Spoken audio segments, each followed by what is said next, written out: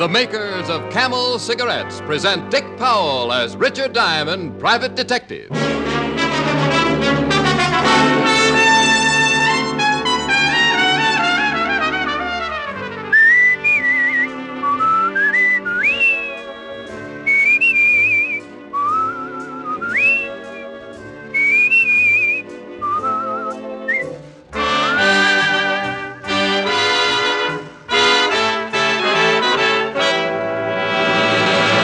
How mild can a cigarette be? One puff won't tell you. One sniff won't tell you. It takes day in, day out smoking to find out how mild a cigarette is, how well it agrees with your throat.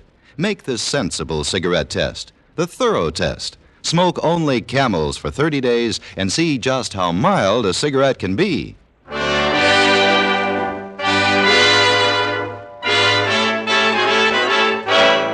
Here, transcribed, is Richard Diamond, private detective, starring Dick Powell.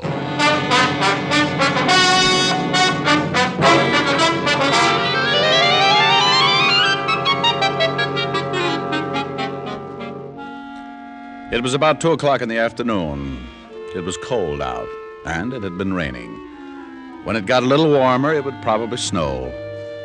The whole city was covered with a heavy sheet of ice, and the steam heat in my office gurgled and clouded up the windows. I was feeling pretty good. I was warm. I'd had one client in the past week, and my bank account was on its way to recovery, and a good breakfast in the drugstore downstairs had made me comfortable and drowsy. I put my feet up on the desk, leaned back in my chair, and closed my eyes. Mr. Diamond? Mr. Diamond? I must have been napping and didn't know it. I hadn't heard the door open, but there he stood, framed in the door, resting his weight on the jamb, and looking across the room at me with tired eyes. Mr. Diamond? Yes, what can I do for you? My name is Abel Gunther. I want to hire you. All right, Mr. Gunther, I charge $100 a day in expenses. I don't think I can pay it. I can pay you some, but I don't think I can pay you that much. Well, that's my fee for you or a Rockefeller. I got expenses. I see. Well, I'll keep looking. I need help. Perhaps you could recommend someone? You'll pardon me for saying so, but you don't look too well, Mr. Gunther. I'm pretty sick, Mr. Diamond. Maybe you'd better sit down and tell me what your problem is. I can't afford the money. That's all right. Tell me about it anyway. I think I had better sit down. Yes, you better. What's wrong? You got the flu or something? No. I'm afraid it's a little more serious. Would you really like to hear my story? I think I really would. I'm a farmer, Mr. Diamond. My home is Haiti, near Saint-Nazaire. Haiti? Yes, the West Indies. I was born there, raised there. My parents died when I was 13. I have a wife. She's there now, and she's the main reason I have come here seeking help. My wife is dying, Mr. Diamond. I must get help quickly before it is too late. I have a farm. He kept talking, telling me about his life on Haiti. He told me about his farm, a fairly good-sized farm by his description. He told me how in the past 2 years things began to go wrong on his farm. And soon all the farms in the area were also having trouble. The cane fields would burn every year. Then it was the cattle. One by one, they became sick. Then my wife, and now me. And you don't know what's wrong with either of you, huh? Yes and no. My Christian religion fights it, but my life on Haiti has taught me deep respect for it. Respect for what? Voodoo, Mr. Diamond. Oh, I know just what you're thinking. But a doctor in Haiti has examined my wife and can find nothing wrong. Well, I don't particularly believe in anything like that, Mr. Gunther. But if you do, why have you come to me? I said I have a healthy respect for it. I don't entirely believe it, but some of the things I've seen make it difficult to disbelieve. I came to you because I suspect a possibility of something more. Immediately after my wife was taken ill, I received an offer from my farm, a very low offer from a Saint-Nazaire banker. I investigated, found it had been made in the interests of one Arthur Cotswold. Arthur Cotswold? Haiti's biggest planter. Oh. How about the other farmers? They received offers like mine. Being the oldest farmer, the rest looked to me for guidance. I told them to wait. Then I came here to hire someone to look into the matter. Would you like some water? No, thank you. I'm all right. Anyone else become ill besides you and your wife? Yes. Several others. I have $368 in my ticket home. The money is yours if you will go to Haiti and investigate. Have you been to a doctor here in New York? No. Mr.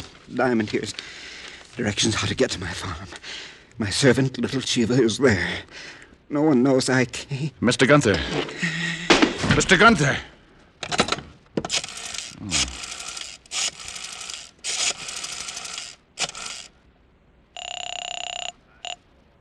Levinson Homicide. Hello, Walt. Oh, Rick. Yeah. Better get up to my office. I've got a dead man for you.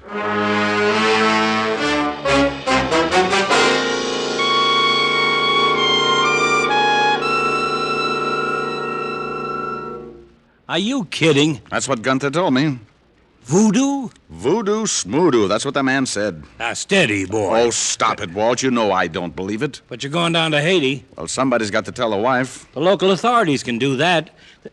Hey, No, what's the matter? the local authorities in Haiti. Why didn't Gunther go to them if he thought there was something phony about the setup? You want an opinion? If you can strain one out. Well, Gunther probably didn't go to the Haiti authorities because he knew they'd think just what you're thinking. Okay, so I'm crazy. Well, Gunther died in my office. He came a long way for help, and the poor guy wanted to give me his last $368. So I'm going to Haiti. I'll send you a zombie.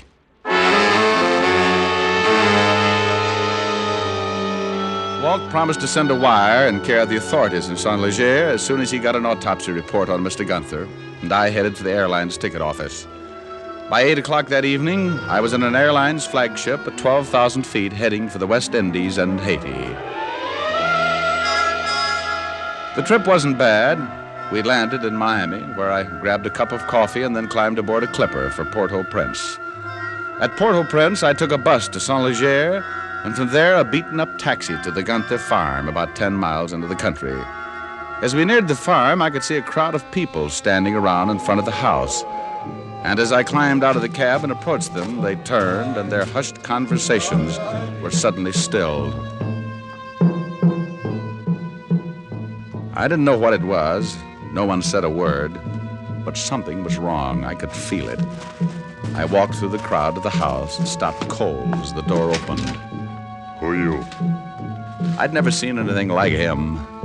He was a native, and he ducked his head as he stepped out of the door to face me. He was a good 7 feet tall, or maybe more, and must have weighed close to 300. He stood on his bare feet, his long, muscled arms hanging loosely at his sides, and looked at me with dark, shining eyes. Me, little Chiva. Who are you? Oh, me, very little Richard Diamond. Mr. Gunther hired me to come here. You from New York? Oh, yes. Mr. Gunther couldn't come back. He died. That's right. How did you know? You come in? Sure. What are all those people doing out there? Their friend's madam. She died too.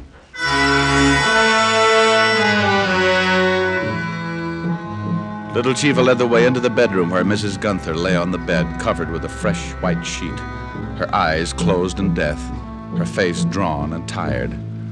Little Chiva told me she had died the day before, about 3 in the afternoon, and a cold chill ran up my back. I remembered her husband lying on the floor of my office about 3 o'clock in the afternoon, the day before.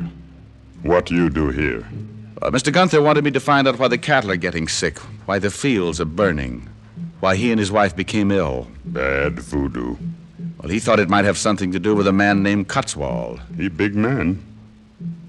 What are those drums? For madam and mister. They voodoo. Good voodoo. Give blessing for spirit. For madam and mister. Oh. You see, little Chiva, the Mr. Gunther wanted me to help him. He paid me money to help him and died asking for help. I'm going to try and do what I can.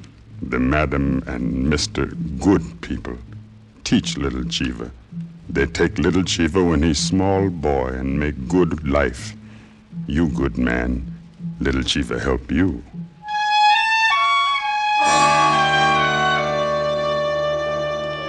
Right then, I inherited little Chiva. And if there was going to be any trouble, the giant servant would certainly help to make up the difference. The first thing I wanted to do was contact the local authorities in Saint Leger. The little Chiva told me my man was one Inspector Laplanche. A very fine person, Mr. Gunther. I am sorry is dead. Well, how'd everybody know he was dead? On Haiti, things of such nature are never a secret. The natives know. Voodoo? Being a stranger to Haiti, Mr. Diamond, I expect you to be a skeptic. But you believe in voodoo? Let us say I have been in Haiti too long not to believe. Well, Gunther thought the whole thing might have something to do with a man named Cotswold. I would suggest you forget Mr. Cotswold. Then I suggest you give me a good reason to forget him. Mr. Cotswold is a very big man on Haiti, the largest plantation owner on the West Indies, and a self-made man with a considerable temper. Well, thanks for the advice, Inspector. But supposing I come up with something incriminating. If Mr. Cotswold has breached the law, it would certainly be my duty to arrest him. But I am not considering the arrest. More, the necessary steps that would have to be taken to prove the guilt. Dangerous steps, Mr. Diamond. One might trip on those steps. And break his neck. Yes. You like the middle of the road, huh? It is much easier to see what is ahead.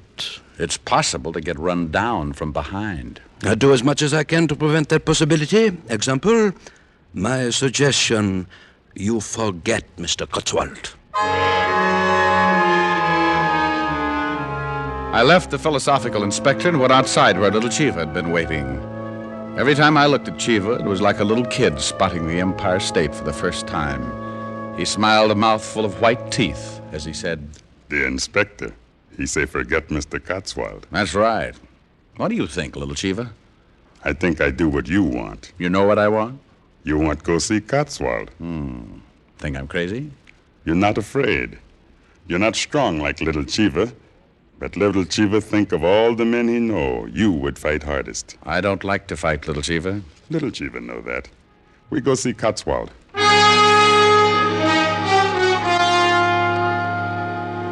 Little Chiva led the way up a long, narrow road surrounded on both sides by high sugarcane fields. Somewhere from not too far away, I heard the drums start again. Little Chiva stopped, looked off to the north. He began moving his shoulders, slowly, keeping time to the steady rhythm of the drums. He began to sing softly. Oh, hey, say Papa Nuki Papase. Oh, hey, say Papa Nuki Papase. What does that mean, little Chiva? It means in your language, it is our Papa who passes. Papa? Papa Damballa, the great source. Voodoo? Yes. Later I must leave you. Today is Wednesday. This is the day of Papa Damballa. Oh, hey, say Papa Nuki Papase. He continued his little chant until we reached the beginning of a long, high fence running along next to the narrow road. Chiva leaned down and swung a gate open. Then we walked up the path that led through the Cotswold property until we reached the house. There, sitting back between two huge trees, was the Cotswold mansion. I walked up to the front door alone. Mr. Diamond, Yes, Chiva? watch out for Mr. Jocelyn. He guard Cotswold. Thanks, I'll do that.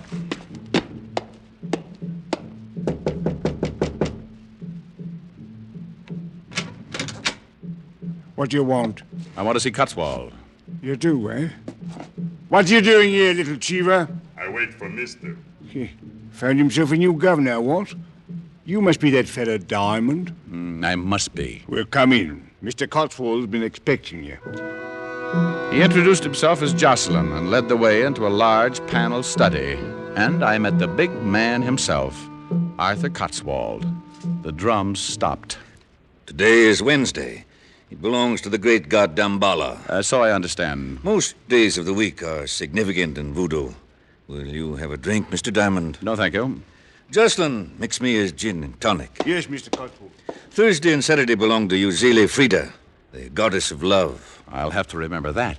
I know why you are here, Mr. Diamond. I'm glad you do. For some reason, Gunther and the rest of the miserable farmers think I'm responsible for their trouble. Of course you're not. I simply tried to help them. With their cattle sick and their crops gone, I had my banker make them an offer. Have any of your cattle taken sick? None. Pretty strange. Haiti is a strange land. Now, you're not going to start talking voodoo. You're a stranger, Mr. Diamond. There are many things that you would not understand, and I would certainly not try and convert you. Well, I appreciate your interest, but I intend to find out why Gunther and his wife died. This point I would most certainly give you advice on. Go home, Mr. Diamond. Leave well enough alone. After I come up with an answer. Mr. Diamond, I am not a patient man. I have gone out of my way to give you some healthy advice. Heed it. For your sake, heed it. Well, thanks. I'll let you know what I find out. You persist in this investigation? I always persist. In fact, I'm the persistentist.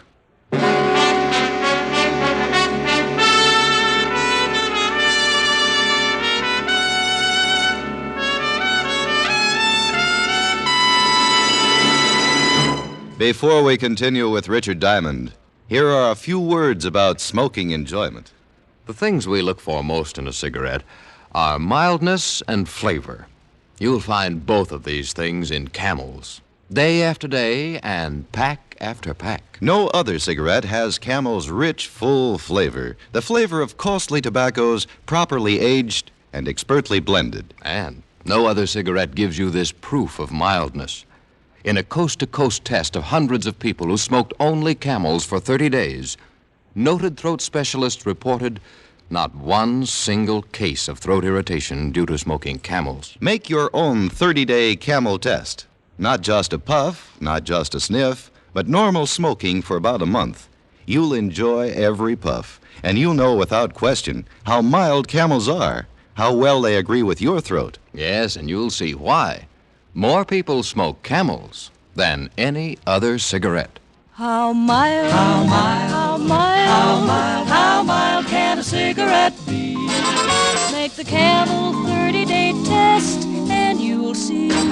Smoke Camels and see. And now, back to Richard Diamond, Private Detective, starring Dick Powell.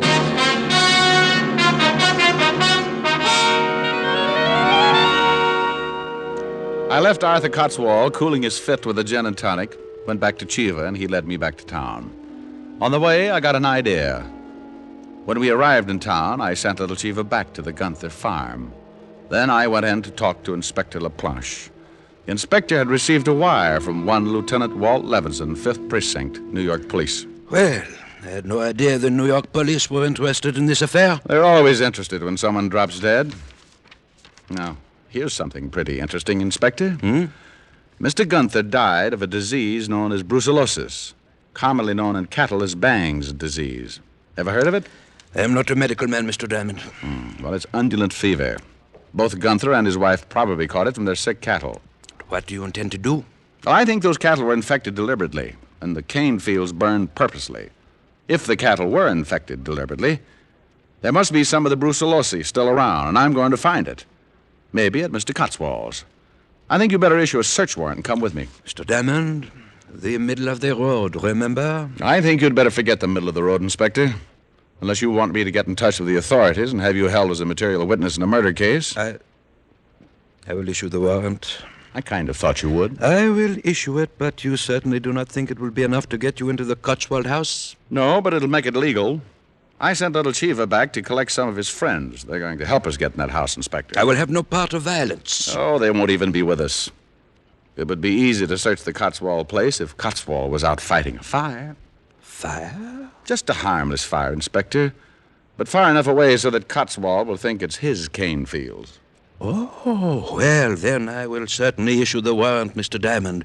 As long as we are going to do everything open and above board, I will certainly issue it. Welcome back to the gutter, Inspector.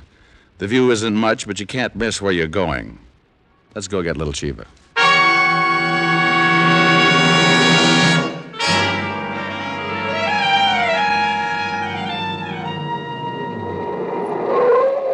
What are all those natives doing at the Gunthers? I don't know. Looks like something's wrong.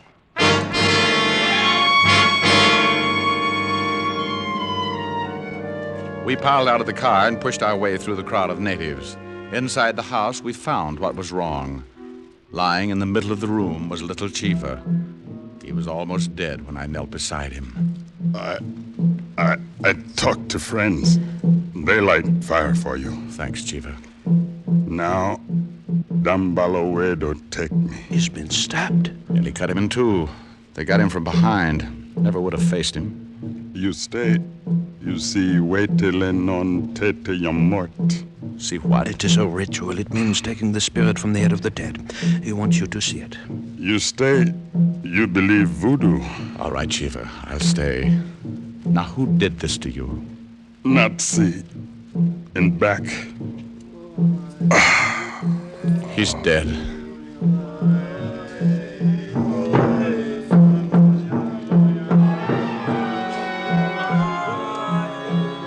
The next few hours I'll never forget. The inspector knew what was coming, and he wanted no part of it, so he waited outside. I don't know whether I can describe it, but I'll try. And even though I saw it with my own eyes, I still don't quite believe it. The natives came into the house and picked up little Chiva. They placed him on a bench, and the ceremony began. Some of them had already obtained the necessary items used for Waitiloa non Teti Yum Mort. They included several live pigeons, olive oil, 30 pieces of fat pine wood, a pair of chickens, some coarse cornmeal, and a saddle blanket, and a large white plate. Little Chiva's body was covered by the blanket, and then the pigeons were killed and cooked without seasoning. The cornmeal was roasted, then placed in the white plate. The 30 slivers of pine wood were lighted and carried by the natives like candles. Then one of the natives took the white plate with the meal in one hand and the pot with the chicken in the other and approached the fire, chanting a strange dirge.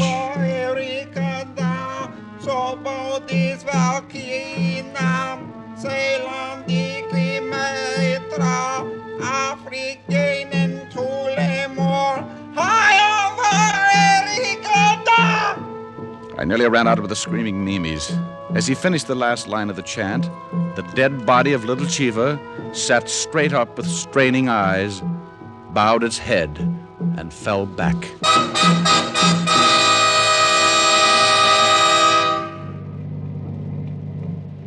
You look a little pale, Mr. Diamond. Well, I can't understand why. Probably because my blood's hiding in my feet. What do you think of voodoo now? Well, let's forget it, shall we? I haven't got the money for a good rest home. Yeah. We are close to the Cotswolds. Good. Let's park it here and wait until the fire starts.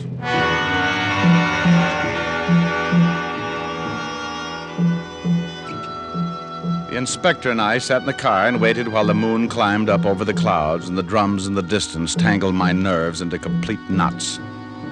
After about an hour of waiting, a dull glow to the south started the expected commotion in the Cotswold household, and we climbed out of the car. Fire, Mr. Cotswold! The grain field! Fire! Get the servants! Get every man out there to fight that fire! It had worked. The inspector and I stayed to the shadows until the last man went running out of the house. Then we went in. We worked as fast as we could. We took the place apart. Then I must say, the timid inspector had really gotten out of the middle of the road. He tore the place apart like he'd spent most of his time on a wrecking crew. I have not found a thing. Oh, the house is clean. There's a barn. Then let's go. We went out of the house and headed for the barn about 50 yards away. The drums were louder now, and the dull glow of the fire had nearly vanished. It was obvious that the inspector and I had to work fast. He took one end of the barn, and I took the other. We worked toward each other. Just about the time I was ready to give the whole thing up. Diamond! Diamond! Inspector, you find something? This hypodermic for cattle. That's not enough. This bottle hidden under this box. Well, it's more like it. Let's get it back to town and have it analyzed. That won't be necessary, Mr. Diamond. Cotswold. It was Cotswold, and he had 3 things on his side that made the situation very uncomfortable. His bodyguard, Jocelyn, and 2 guns. They stepped through the open door and moved up to us. I see you found my secret, Mr. Diamond. This is the stuff you've been infecting the cattle with. And this is what killed the Gunthers. That's correct. You see, you should have really taken my advice and returned to the States. You'll be held for murder, Cotswold. Who will convict me, Mr. Diamond? No evidence, no one to testify. I'm surprised at you, Inspector. I thought you had more sense. Sometimes a man finds his pride and does the best thing. You know, of course, I can't allow either of you to live. No, we had a hunch. Now tell me something. Who killed little Chiva? He was getting to be a nuisance. I had Jocelyn here attend to the matter. What's that? Diamond. Mr. Cotswold, look!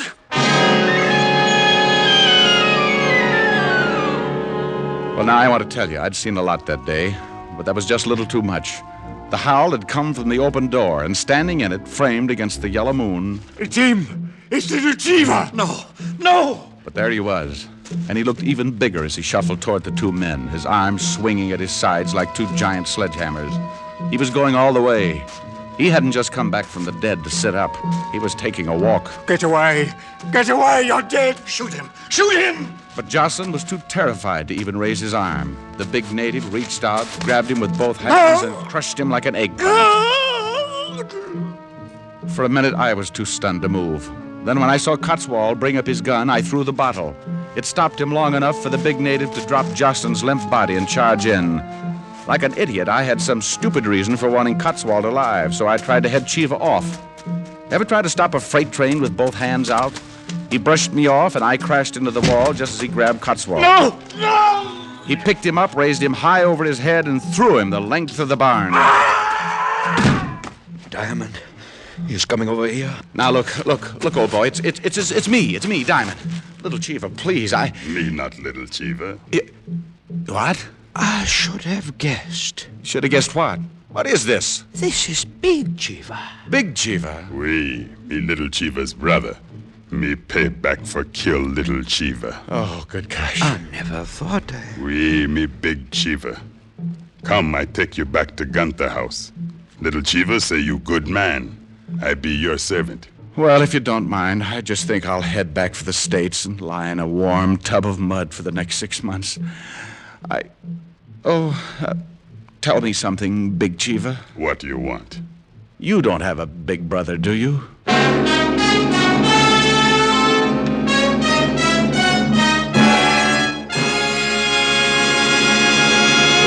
Dick Powell will return in just a minute. More doctors smoke Camels than any other cigarette, according to a repeated nationwide survey. Doctors in every branch of medicine, doctors in all parts of the country, have again been asked what cigarette they smoked. Again, the brand named most was Camel. Yes, according to this survey, more doctors smoke Camels than any other cigarette. Friends, try Camels and discover for yourself the reasons behind Camel's great popularity. You'll enjoy Camel's rich flavor and cool mildness pack after pack and week after week. How mild, how mild, how mild, how mild, how mild can a cigarette be? Make the Camel 30-day test and you'll see. Smoke Camels and see. Here's Dick Powell with a special message. Thank you. Friends, nothing can boost your morale like a gift, especially if you're in a hospital bed. That's why the Camel people send gift cigarettes each week to hospitalized servicemen and veterans in this country and overseas. This week, Camels are on their way to Veterans Hospitals, Rutland Heights, Massachusetts, and Lyons, New Jersey, U.S. Naval Hospital, Quantico, Virginia, and to all hospitals operated by the Far East Command of the U.S. Air Force. Now until next week, enjoy Camels. I always do.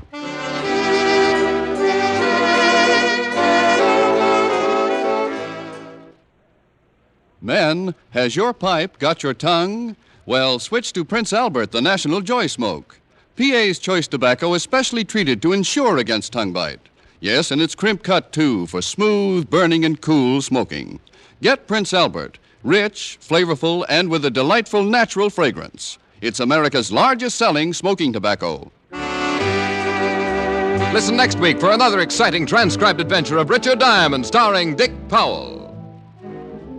This is Your FBI. The official broadcast from the files of the FBI follows immediately. Stay tuned. This program came to you from Hollywood. This is the American Broadcasting Company.